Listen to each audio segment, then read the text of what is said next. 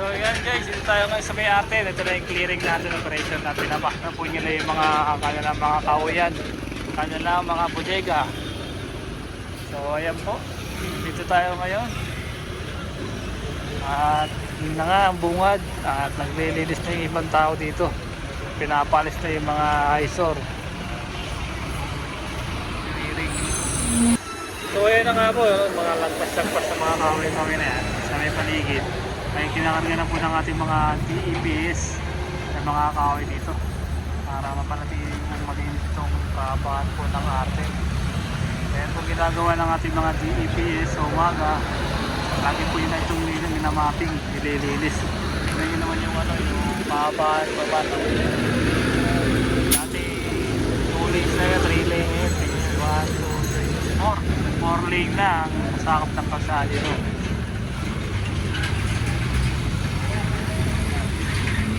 Ito naman yung mga sinasakop yung bangketa. Pinapatanggal ni Sir Bix dahil nga kinain na po yung kinain na po yung bangketa. Kaya sinasabihan po sila na alisin po yung mga sagaman sa bangketa. Yan araw-araw po natin to para masuko sila, makinig sila. Dahil ayaw po ni Yorme na makalat dito sa Maynila. Ito na po yung sinasabi natin na may gobyerno po ang Maynila. Nililis na.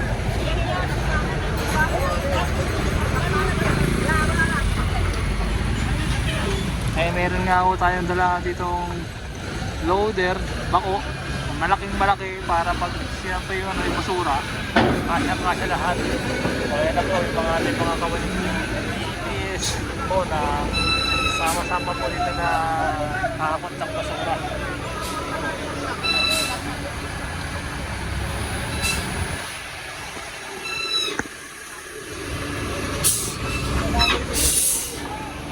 Tulad po niya yung mga nagpasok na nila pagkukuha natin.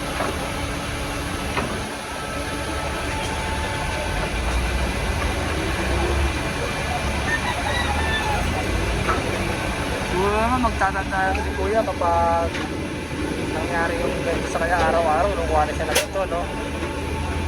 Ngayon naman pinapasok niya, iba, kinukuha na rito kasi nag-sinabihan si Kuya na huwag mong makarangan tong karangan tong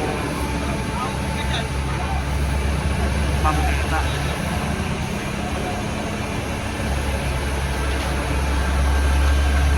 Ayan, unti na po pinabukasan itong mga kahoy niya para makita itong yung bangketa ang madadaanan. Sabi nyo yung gano'ng kalawag dito sa arte kapag malinis na malinis po ito. Ang gandang tignan, di ba? Malinis, maayos, walang kalat, malawag yung kalsada, nagkakaisa, dapat ganyan. Huwag nyo sakupin yung yung bangketa, tsaka yung kalsada. Naayos nga natin eh. Tapos guys, tignan nyo yung center island, linis na, walang kalat. Nilinis ko lang ating mga yan. Video, tapos repair, unit, DEPS, lahat yan, naglilinis ko yung mga yan dito sa kapahan po ng ayun na po sila mga pulis po ng ating mga Maynila. Tulad po sa inyo sir, at sasawayin naman po nyo yung mga parking, titikita po nyo yan, mga obstruct, mga nakaparada, mga sasakyan, titikita po nyo na yan. Ayan po yung mga kasama po ni Sir Buhawi ng Maynila. Sagot po sa inyo sir, magandang umaga po.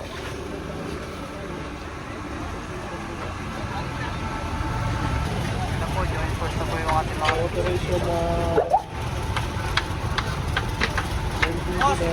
police at DEPS full force ito, kasama nila Sir Captain nila yun. Yung mga sa mga tauhan.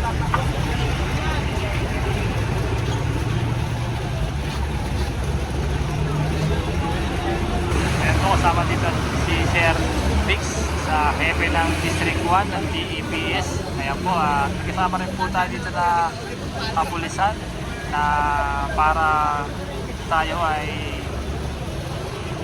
protektahan at baka may pumalag. Siyempre road 10 to, marami makulit dito para nasa ano, mayari nila yun yung peace of mind para maayos po yung clearing, para pag mayroon po itong ano, yung mga illegal parking, sila po bahala maningit sa mga yan, mga sasakyan.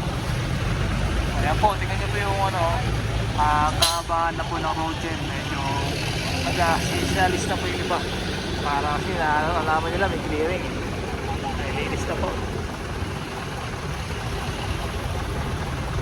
So ayan guys, ayan na po yung ating white truck ng DEPS na Shockman na kulay white. Ayan po, ikakarga na po dito yung ano, yung lahat ng mga naipon ng basura dito sa Kahuyan. Ikarga na guys. Tingnan naman kung gano'ng kalawag. Linis na oh. Diba?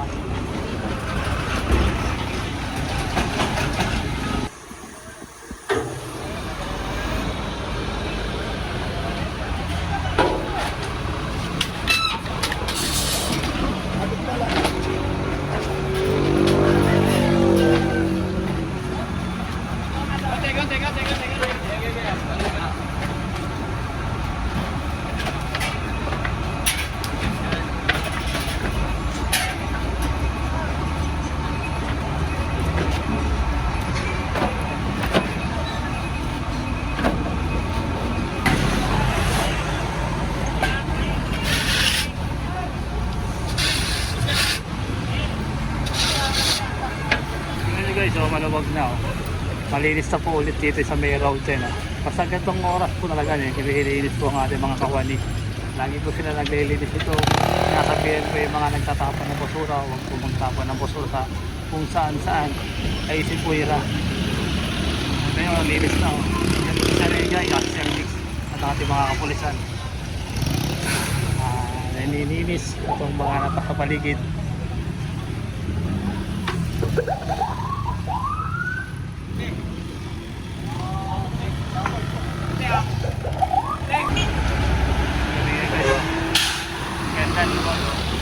Ganda tingnan.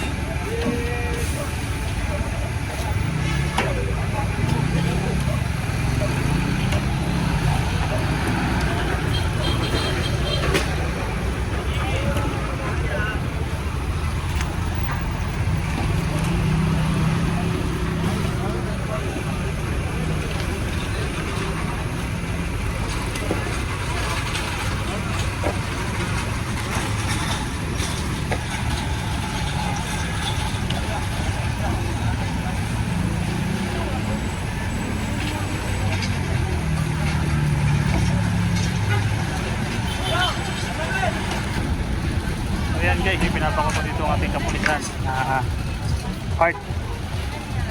Ayan po, kasi nasa kalsada pinapakot ng ating kapulisan. Sir Balagtas, Sir Balagtas po. Ayan po ang ating kasama dito.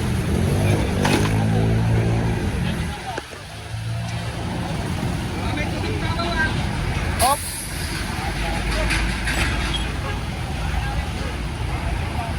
Nakaharap po sa kalsada kaya pinakawang po ni Sir Balagtas.